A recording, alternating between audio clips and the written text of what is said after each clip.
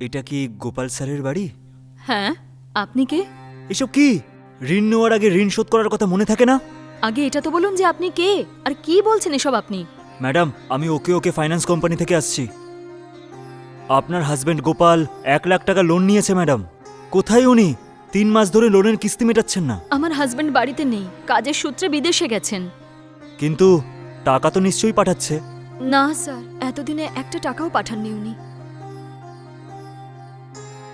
যদি উনি টাকা পাঠান, আমি নিজে ব্যাংকে এসে সব ধার শোধ করে দেব, একটু সময় দিন। এসব কি বলছেন? উনি 1 লাখ টাকা লোন নিয়েছেন, সেটাও 3 মাস হয়ে গেছে, আর উনি এখন অব্দি 1 টাকাও দেননি। আর আপনি সহজেই বলে দিচ্ছেন যে সব টাকা শোধ করে দেবেন। এরকম কোনো ব্যাপার নেই, আমার হাজবেন্ড কিছুদিন পরেই পেমেন্টটা পেয়ে যাবেন, আর পেমেন্টটা পেয়ে গেলেই আপনার ধার শোধ করে দেবেন। হ্যাঁ হ্যাঁ, ততদিন আমি ওয়েট করতে পারবো না ম্যাডাম। আমাকে দেখে কি মনে হয় আপনার? আজকে আমাকে সব টাকাই দিতে হবে।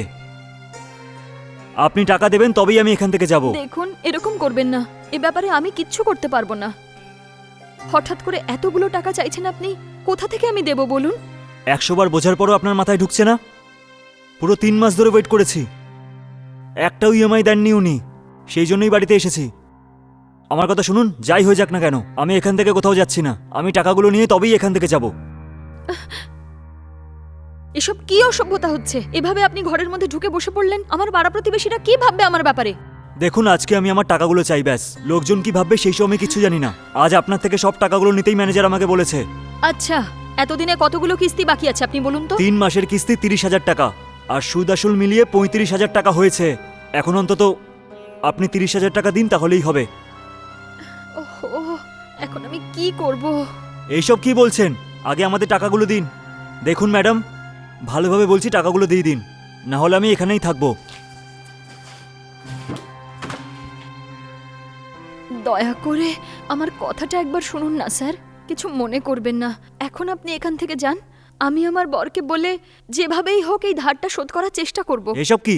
আমি যাওয়ার পরই আপনি আপনার স্বামীর সাথে কথা বলবেন নাকি? কেন, আমি থাকতে আপনার স্বামীর সাথে আপনি কথা বলতে পারবেন না? ওনাকে এক্ষুনি ফোন করে বলুন যে কালেকশন এজেন্ট এসেছে, ওনাকে টাকাগুলো পাঠাতে বলুন। হ্যাঁ ঠিক আছে, আপনি একটু অপেক্ষা করুন, আমি ওনার সাথে কথা বলে আসি। হুম।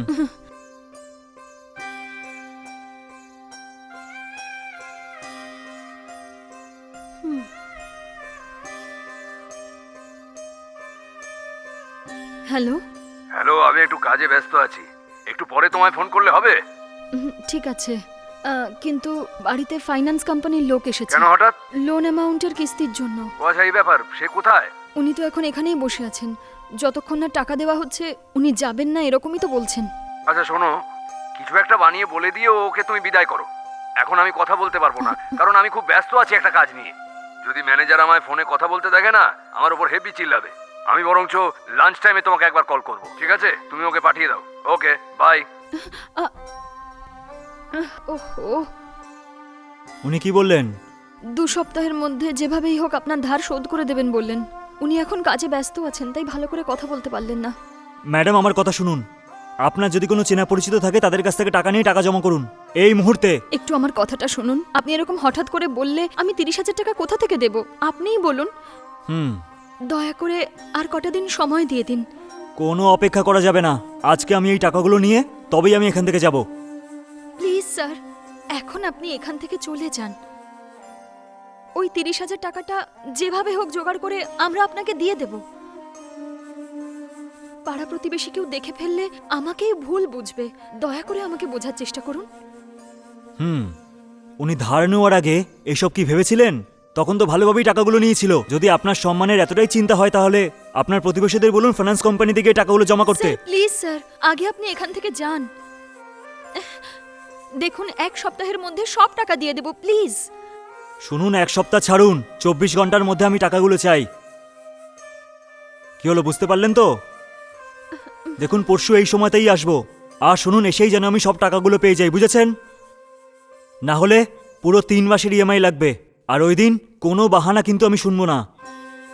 টাকা না পেলে 1 ইঞ্চিও আমি এখান থেকে নড়বো না, বলে দেবেন ওনাকে। আমার কথাগুলো মাথায় ঢুকলো তো? আর 2 দিন সময় আছে আপনার কাছে, পুরো টাকাগুলো চাই আমি, মনে রাখবেন।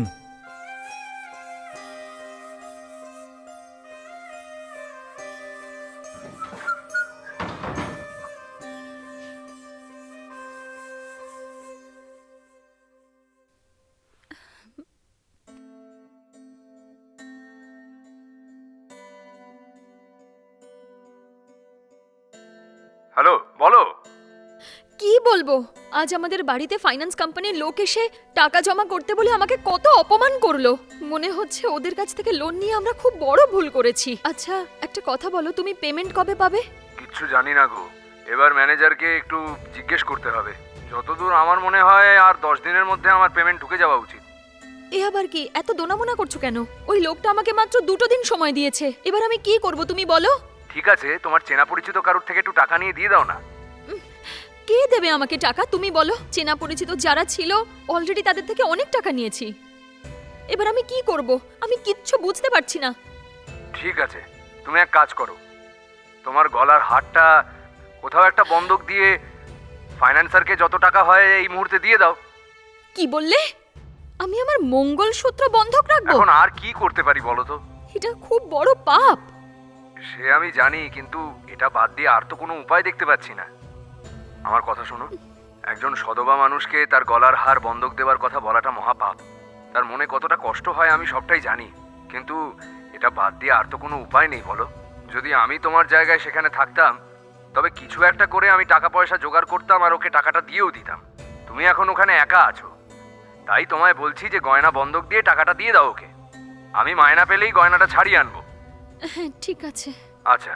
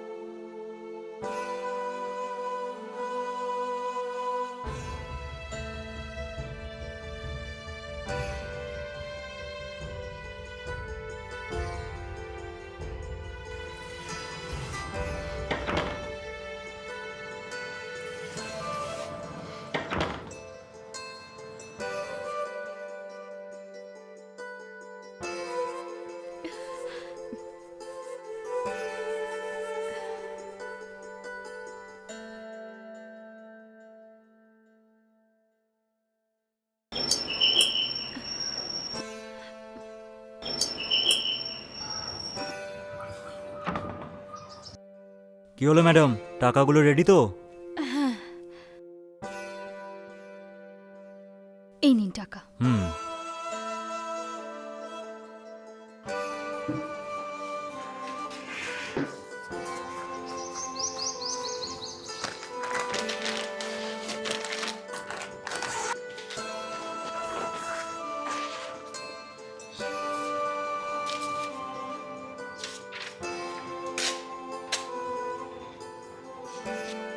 বাড়িতে এসে ঝামেলা না করলে টাকাগুলো দিতেন না, তাই না?